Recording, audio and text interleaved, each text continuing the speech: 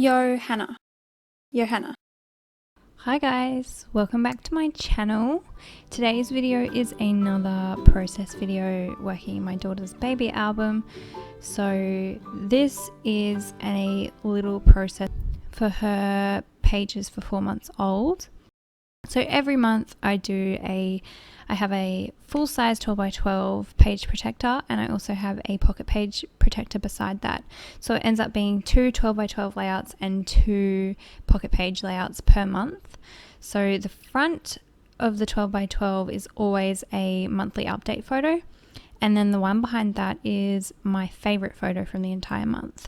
So I have this beautiful photo of my daughter that my sister took. My sister's a photographer, so I'm extremely lucky for her to capture these moments. And that was my very favorite standout photo that I'm going to scrapbook for my 12 by 12 layout. And then beside that, I've got some other photos from the same photo session on the pocket page, and then behind that all the other photos from the month that I felt I wanted to include.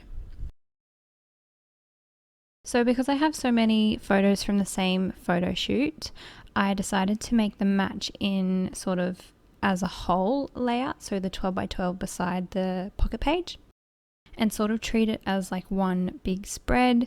Usually because I have so many photos from the month just randomly, I don't usually have so many photos from the same day within the page protector. It's a little bit more mismatched and kind of, it's not really chronological or anything like that, but because I had so many photos from the same photo shoot, I decided to make those two pages really matchy together for this layout. So what I do usually is I get all my photos printed, or I print them out on my Canon Selfie, and then I go ahead and I cut them out into 3x4s and 4x6, and I just go through the photos and decide which ones are most important to include, depending on what was happening in the photo or what I think was the cutest photo or the most memorable moments that I wanted to include. So I try and narrow it down. I'm trying to get better at not making my layouts too photo heavy and leaving enough space to actually do some creative scrapbooking and add some pretty patterns and stuff like that.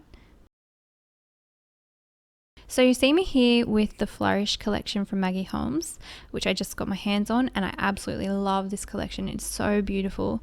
And I knew that I wanted to use that beautiful floral paper with the pink and the purple flowers because it really matched the photos that I wanted to scrap. I've also got a couple of other different scrapbook papers here that I'm pulling out, like the pink gingham and the pink sort of tiled print paper. I'm sorry that I don't have the names of those papers off the top of my head right now. If you do want to know, you can leave me a comment and I'll try and find it for you. So I'm using those pinks with the Flourish collection, and I decided to use that really pale pink gingham paper as the background. And then I am using a big sort of panel of that pink and purple floral paper to mat the photo of my daughter, and then the deeper pink tile paper behind that again. So I really wanted to use a considerable amount of the pink and purple floral paper because of how well it matched with the photos, and it's just probably my favorite paper from the entire collection. So I really wanted to use quite a lot of it in my daughter's album, so I'm going ahead and doing that. I cut out a 3x4 piece to include on the opposite side with the pocket page, and I really like how it kind of ties in those two spreads and makes it look really matchy.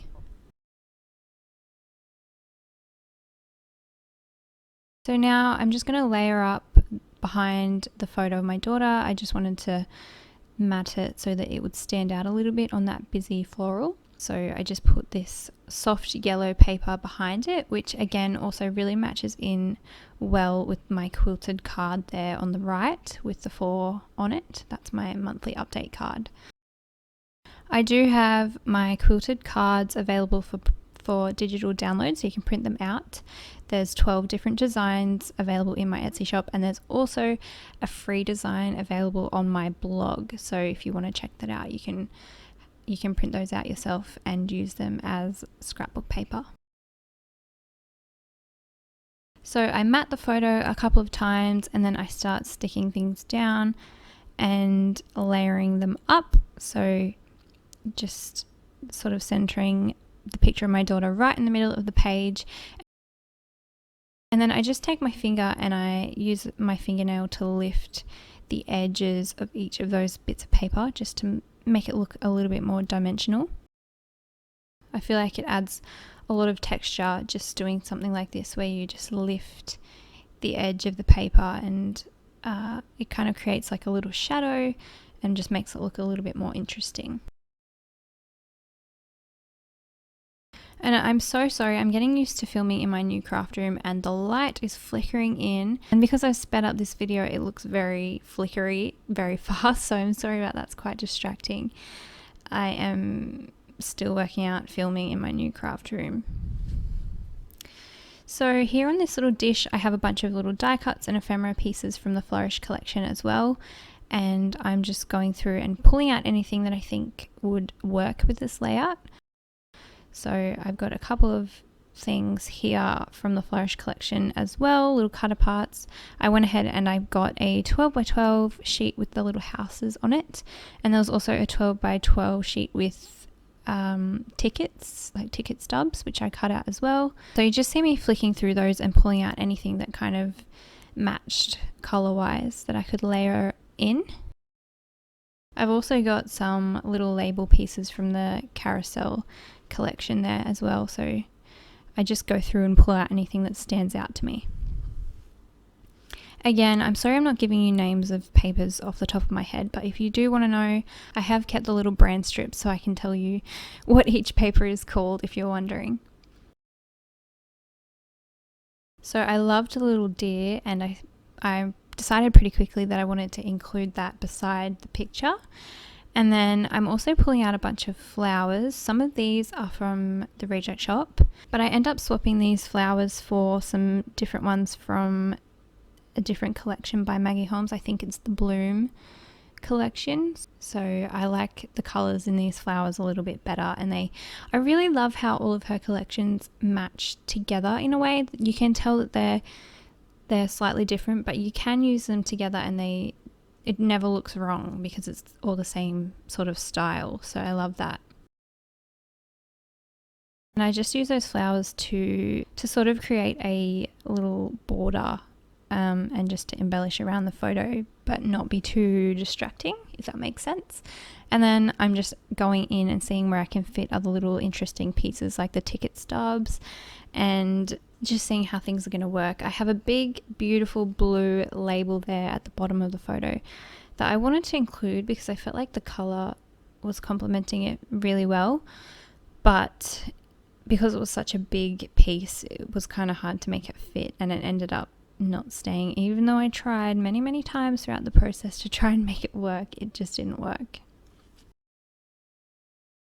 I'm just using my glue stick to glue those flowers down because they're such weird shapes, and because I wanted to layer them up, so it gives me a bit of freedom to lift them and change them if I need to. And then just adding a couple of label pieces. I'm adding really subtle pops of yellow so that it ties in with the quilted card on the pocket page. And then I also have the chipboard stickers from the Flourish collection, and I love this butterfly for this layout, so I'm working out where I want to put that, and I ended up popping it on top of the flowers and on top of those labels, and I really like how that looks. I feel like it just softens it a bit, and it adds an extra dimension to the page. I've also got a couple of chipboard hearts from the same sticker sheet, and I end up adding 2 gold hearts and immediately remove one of them because it was too sort of matchy and just it looked wrong. So I moved one and I ended up changing it to a different coloured heart, I think. Then I have these little label stickers. I think these are from an old Heidi Swap collection, but it also had that pretty royal blue colour, so I included one of those, and I used some little foam pop dots to make it dimensional so that it kind of lifted off the page as well. And just using some little tiny word stickers on top of the label.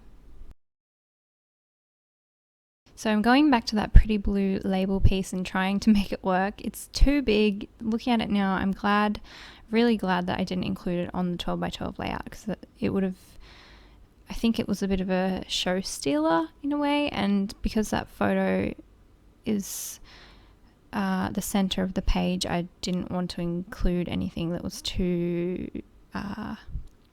much competing with it, if that makes sense.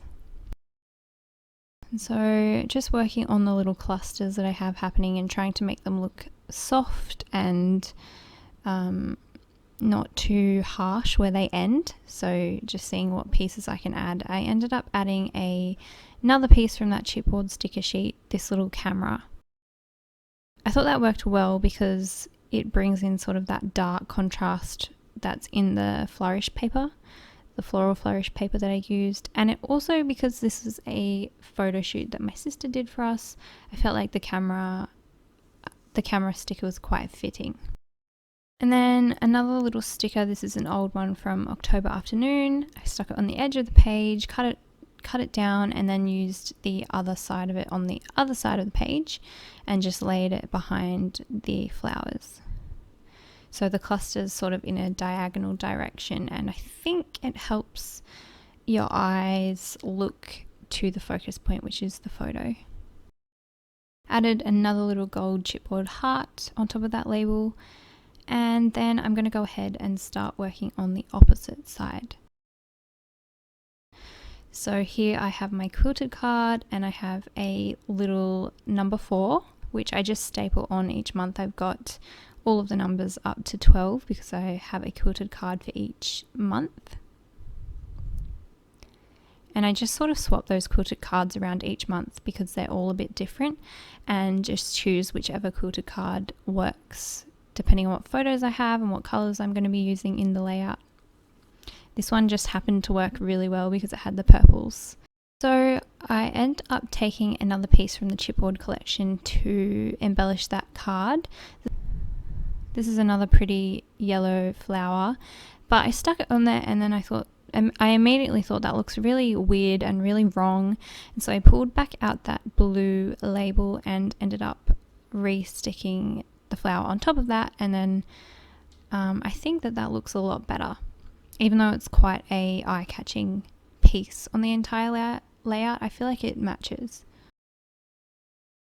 And I really don't have to do much to the pocket pages because of the busy papers that I have, and the photos are quite busy as well. So I just, I'm going ahead and adding a couple of extra staples to my layout. My layouts are never finished without some staples. I love the look of it. So I went back and added some staples, and then I'm pulling out some of those other little label pieces and seeing if they fit on the pocket page side. And I ended up choosing this pretty scalloped purple, which worked really well with the purples in the photos. I stapled that on, and then I stuck a little tiny word sticker on top of that. And what else did I do? I can't remember.